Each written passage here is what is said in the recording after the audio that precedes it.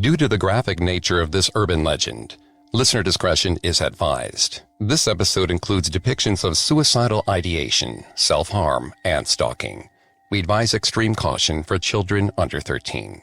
If you or someone you love is struggling with suicidal thoughts or the impulse to self-harm, please seek help. The United States National Suicide Prevention Hotline is 1-800-273-8255.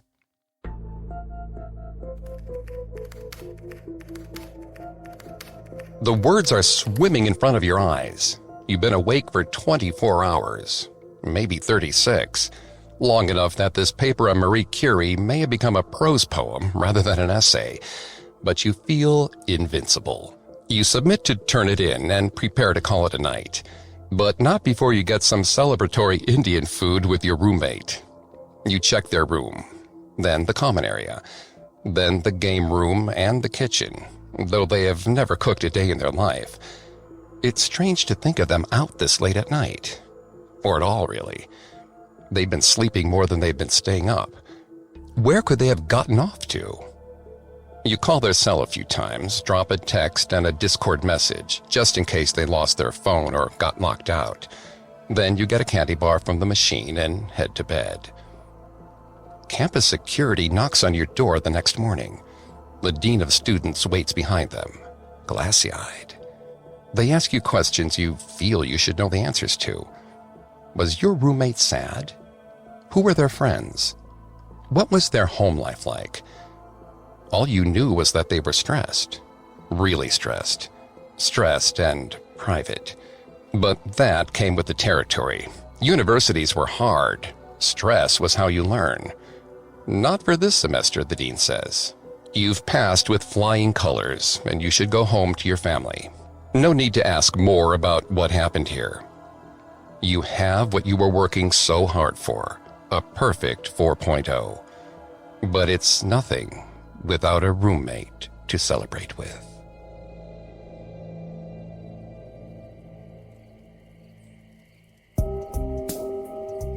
Welcome to Haunted Places, a Parcast original.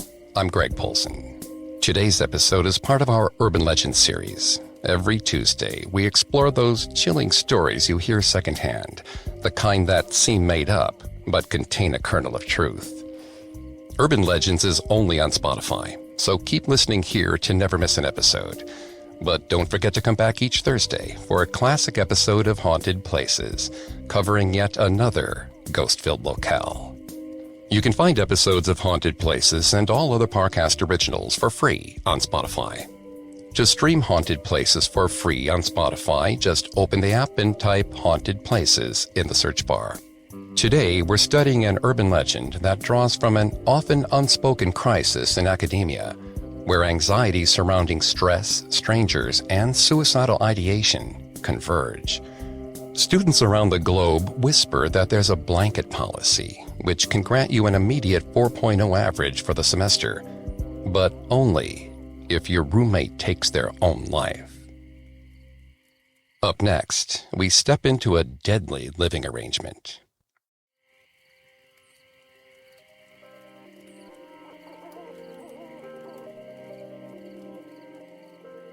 Suicide is the 10th leading cause of death in the general population of the United States. It is the second most likely for American college students. There are numerous reasons for this, from intense stress to poor mental health treatment to the social isolation academic perfection can demand. It's difficult to get help, and it's difficult to even acknowledge that you need help when you're away from home for the first time. These pressures exist all over the world, but the college suicide rule is most popular in the United States. The story says that if your roommate dies by suicide, it's standard policy for your school to offer either a perfect GPA for the semester or the best possible dorm room next term. It's obviously a paltry compensation for the trauma of losing someone to suicide, but it also speaks to a dark humor many college students use as a coping mechanism in a psychologically dangerous environment. Few are willing to say it, but isolation can have a tragic and permanent cost.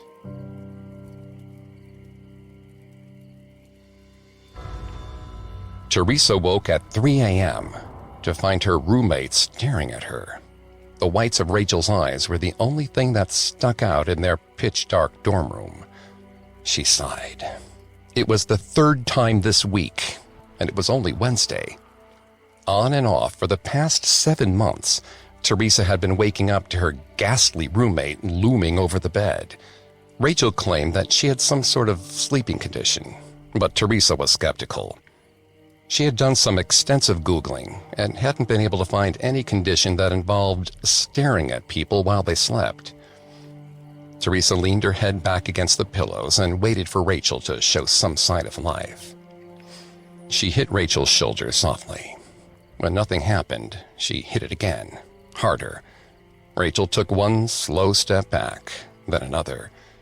Teresa pretended to scroll through Instagram, glancing up every now and then. She swore for an instant. She saw Rachel glare as she wandered back into bed. Even when Rachel was tucked back in her own bed, supposedly asleep, Teresa could still feel her eyes, watching. Teresa stared at her phone until her vision blurred and her own eyes closed. She woke up to a bright and empty room, sun cutting through the cheap blinds. Her eyelids felt heavier than ever, but she didn't have time to keep sleeping. She was going to be late for class. She'd put in several requests for a transfer, but no one at student housing cared that her grades were suffering because her roommate was possessed. Part of the problem was that she couldn't prove that Rachel was doing anything wrong. Teresa's homework would go missing, her computer passwords would change, and she only got a full night's sleep maybe once a week. She could feel Rachel's hatred. It snuck into her nightmares. In these dreams, Rachel would shove her head underwater, or tell her that death might be preferable to sticking around here where she wasn't wanted. Teresa would wake up from those dreams and see the object of her terror looming over her, eyes wide in the dark. Her homework wasn't where it was supposed to be. Again. She ran up to the computer lab to print out the copy, but the echo of her roommate's voice in the lab stopped her in her tracks. Teresa ducked behind the lockers to listen. She couldn't see who Rachel was talking to, but she could hear bits of what she was saying. Apparently, somebody had irritated her and she was planning revenge. Teresa wished the kids around her would shut up. She was only catching snatches of conversation, but she swore that Rachel said something about death. It had to be an exaggeration, like saying they were going to kill someone for leaving the toilet seat up or ruining their favorite shirt. It couldn't be anything more serious than that, right? Teresa walked into the lab and the conversation died down. She kept her eyes planted on the computer screen, as if she didn't notice that Rachel was in the room. Her heart was pounding, and her jaw was tightening to a painful degree. But she told herself Rachel wouldn't notice that. Teresa always looked stressed. This was nothing new. Rachel said her name several times, but Teresa didn't look. She hummed under her breath, trying to act like she was in her own little world, though nothing could be farther from the truth. Rachel got up and left. Teresa printed out her paper. The printer didn't explode. No one stabbed her as she rose from her chair. No revenge was carried out. By lunchtime, she convinced herself that the entire conversation was something she just made up from half-heard words. Teresa flipped through a textbook as she ate. Her notes were an absolute mess. She was flipping through, trying to make some sense of them, when a small scrap of paper slid out from between the pages. She picked it up. The note made no sense. It was a series of unrelated words in ever-changing handwriting, only some of which looked like hers. Teresa stuffed the paper in her pocket and went back to her reading. After class was over, she took it back to her room and examined it. None of it made sense. Why would she have practiced writing a word? Her penmanship was hopeless, nowhere near salvageable. She needed a nap. Her brain was racing as fast as her heart. A soft reboot would do her some good. She went to throw the scrap of paper into the wastebasket. The bin was already full. Teresa sighed. Rachel was supposed to be responsible for taking out the trash. She picked up the basket and headed out the door with it toward the trash chute. As she walked, she glanced down at the garbage. Amidst potato chip bags and fingernail clippings were so many scraps of paper. Between the bunches of crumpled paper, she spied something that looked like her handwriting. Teresa pulled it out of the trash. It was simple, only 2 words written over and over until they ran together on the page. I'm sorry. She bent low to the ground and started to dig through the refuse for more scraps of paper. Words in her own handwriting stuck out to her. Words like goodbye and weak. None of it sounded like her, and all of it pointed to something she would never consider writing, let alone doing. A suicide note. Her big looping signature was scrawled under each series of words. If she didn't know any better, she'd be tempted to say that she really did sign all those pieces of paper. But Teresa knew she hadn't. She heard footsteps down the hall and glanced behind her. Rachel was coming around the corner. Teresa didn't have time to duck back into their room with the wastebasket. She spilled the rest of the contents onto the floor and sifted through them with her hands, making an even bigger mess. She felt Rachel's eyes boring a hole into her back. Teresa plastered on her best smile and explained that she thought she'd take the trash out for a change, but she was such a klutz. Rachel eyed her warily. Teresa smiled for so long that her cheeks started to hurt. Rachel nodded and turned back down the hallway to get to their room. Teresa waited until the door closed and stuffed a few notes in her pockets. The evidence was enough for Teresa, even if it wouldn't convince anyone else. She'd heard Rachel stifle a gasp as she stumbled on the scene. She'd seen the question in her roommate's eyes. There was no doubt in her mind now. Rachel wanted to kill Teresa and make it look like an accident. Teresa wasn't about to let that happen. Up next, Teresa springs Rachel's trap. Hi, it's Greg. Parcast has a brand new series sure to become your next podcast obsession. It's called Medical Murders, and it exposes a dark and disturbing diagnosis that not every doctor wants to extend your life. Every Wednesday, Medical Murders introduces you to the worst the medical community has to offer. Men and women who took an oath to save lives, but instead use their expertise to develop more sinister specialties.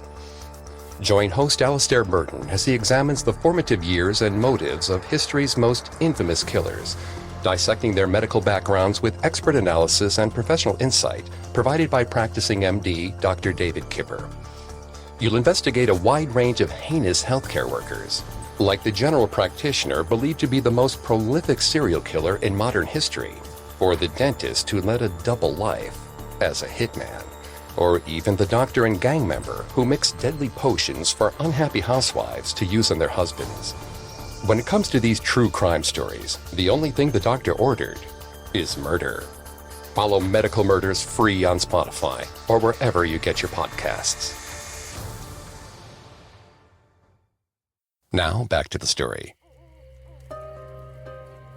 Teresa spent the rest of the day avoiding her room. She dropped the trash can off and went straight to the library. She pulled out every scrap of paper she collected and tried to find some other meaning, some other explanation. But everyone knew what "goodbye, cruel world" meant. If she wasn't failing composition, she would be a little insulted at how trite this forgery version of her sounded. Rachel clearly didn't think very highly of her roommate, but the feeling was now mutual. You couldn't really bond with someone trying to kill you. The more she looked at the words, the more certain she became that a cry for help would look just like a vendetta in someone else's eyes. Teresa had, after all, made numerous complaints to the housing department. She'd even offered to move out herself, giving up one of the prettiest views on campus.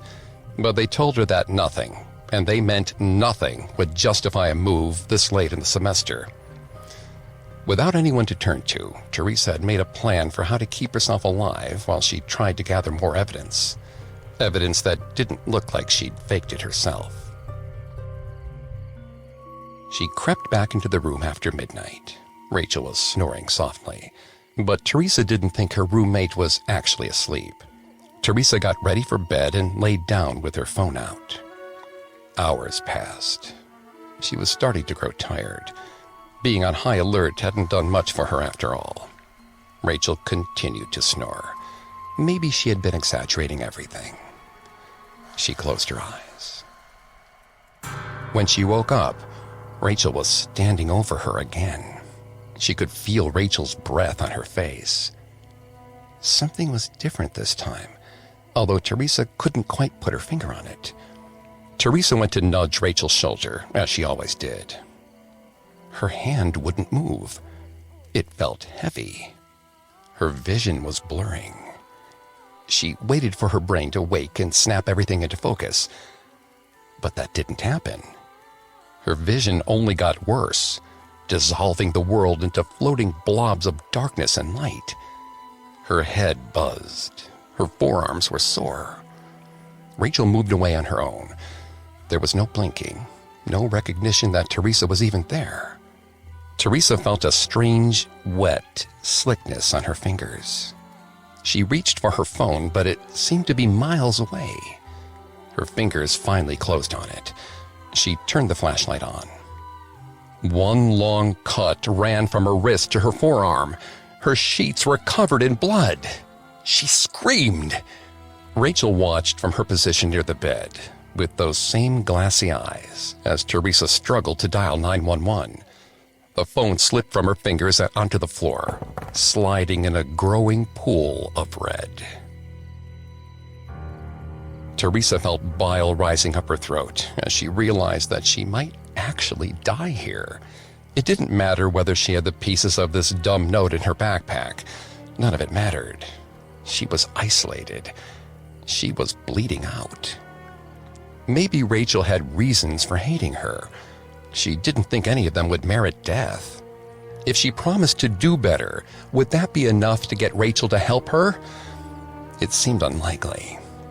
Teresa apologized anyways. She listed every horrible thing she could think of and apologized for them. She couldn't tell if her words were coherent, but she kept going. Rachel laughed. It was Teresa's turn to feel murderous. How had people not noticed Rachel's unnerving coldness? Why did no one believe her? Rachel asked Teresa to stop apologizing because it was a waste of air. She had no actual problem with Teresa. She just needed a way out of a bad situation. Teresa wasn't sure that she was hearing things right. She hadn't done anything to Rachel, and Rachel had agreed. There was no need to kill her. But then, Rachel told Teresa that her death would serve a very important purpose: academic freedom. Rachel had fallen behind. She explained that there was no possible way for her to catch up. She would lose her 4.0, which would then, in turn, ruin her chances of going to a good medical school. The world would lose the greatest pediatric surgeon they'd ever seen before she even got started. But any professor would have sympathy for someone who discovered the corpse of their roommate. With Teresa's death, Rachel would be back on track. Teresa needed to think of the children. It felt like some cruel prank, but Rachel wasn't laughing. She was unnervingly calm about the whole thing. She really could frame someone for their own death and sleep peacefully about it. Rachel slowly raised a phone to her ear. In a halting, teary voice, she said that her roommate had slit her wrists, and it didn't look like she would make it. Teresa felt an ever-so-slight surge of adrenaline, her last chance at fighting before her body shut down. She threw herself down from the too-high dorm bed to grab her fallen phone. Her whole body rattled as she hit the ground, her deadened nerves stinging. But she still struggled on, outstretched fingers clawing for the cell, just out of reach. Rachel rose calmly. She walked forward and kicked the phone out of her reach. Slowly, in her haze, Teresa realized Rachel had just put herself within reach. Summoning all of her energy, Teresa grabbed hold of the bottom of Rachel's shirt and yanked. Rachel doubled over in surprise. Teresa headbutted her as hard as she could. Her murderous roommate jerked backwards, clutching her jaw. Teresa clawed towards the door. The heel of her hand slid on the spilled blood, but she managed to catch herself and keep going. She opened her mouth to scream for help. Teresa's head slammed into the wood. Stars burst in front of her eyes. She tried to grip the doorknob, but there was another hand on top of hers. Teresa was running out of stamina, but she couldn't let this end. Someone from emergency services was going to be here. All she had to do was outlast Rachel. Then, all of this would be over. She slammed her palm into Rachel's throat. Rachel fell back against the wall of antique picture windows that stood opposite their beds. Teresa pulled herself to her feet. The soft orange and reds of the slowly rising sun framed Rachel like a supervillain. Teresa's roommate stood up and rushed for her, but Teresa rushed right back and threw her against the window. She heard a symphony of faint snaps and pops from the old glass. Teresa held her breath as it burst. Large, clear shards crashing to the sidewalk below with an echoing crack. Rachel slid backwards and out, silhouetted by the sunrise for a moment, before she vanished from view. Teresa heard a hard crash 6 floors below. She lay back, chest heaving.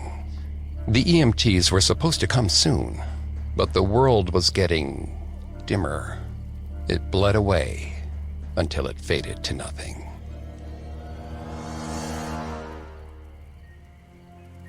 Teresa woke up at a hospital. Her forearms were bandaged. Her parents fussed. She didn't know how to explain what had happened, so she lied through her teeth. She claimed the two of them had a suicide pact, but she stopped herself halfway through and called for help. Rachel, for her many, many faults, had been right about one thing. After everything Teresa had been through, no teacher expected her to work. She got straight A's without ever having to try.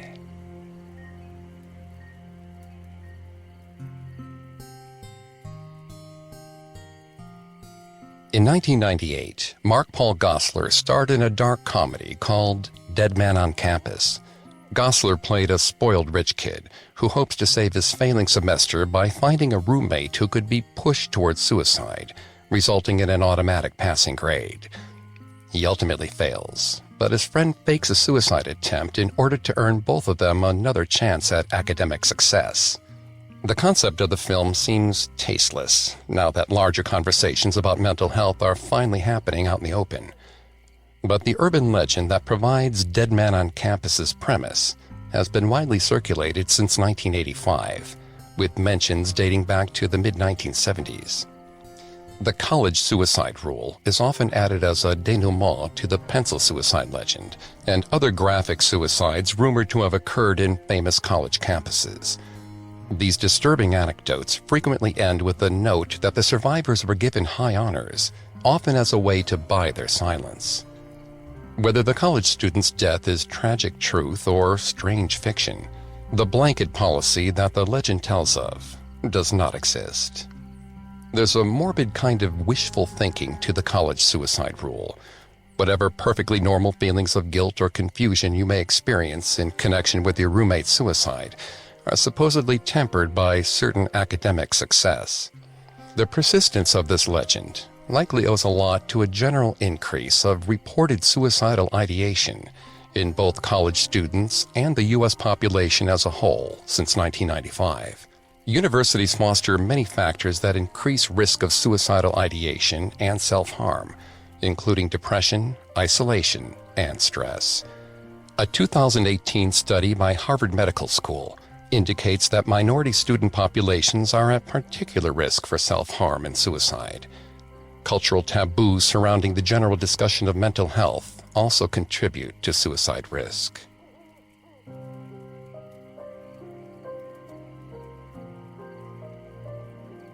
We joke about what we're afraid of, And ultimately, the college suicide rule is nothing more than that, a very dark joke. But the cover-up component to the legend emphasizes an important and tragic truth, that academia erodes the mental health of its participants, and many institutions do very little about it. While many urban legends come from fear, the college suicide rule comes from cynicism. People believe the rumor because it makes sense to them that an institution would think the best consolation after a traumatic mental health crisis would be good grades. Because good grades are supposed to make it all worth it.